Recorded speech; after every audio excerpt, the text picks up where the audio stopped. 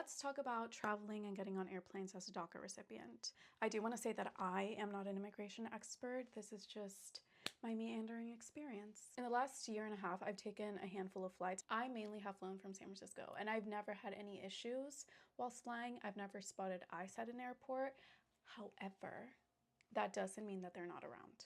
Just because I've seen them doesn't mean that they're not around. I have flown using my license, which is a real ID.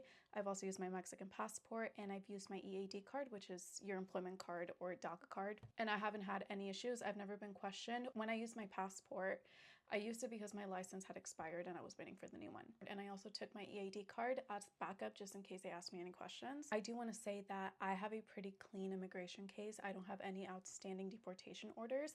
I think that if I personally had any deportation orders, I would not be flying. Personally, just because from the research that I've done, some of the DACA recipients that have gotten detained have had removal orders. I personally would not want to risk it. I do get asked a lot if I'm afraid to fly or why I'm not afraid to travel. And I think that the main reason why I'm not really afraid is because I have a pretty clean case.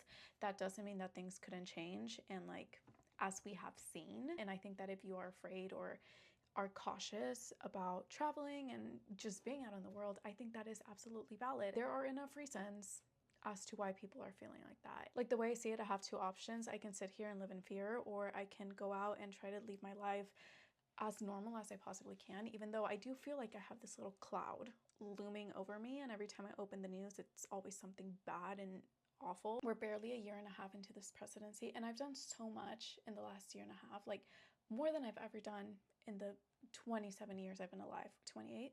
Well, yes, you can say like DACA are crumbs essentially. I've been able to do a lot with those crumbs, and I'm very thankful for all the things I get to do. And I do understand that being able to just randomly buy a flight and travel and spend a couple of days away is a huge privilege. I think that I am ultimately trying to make the best out of what I have.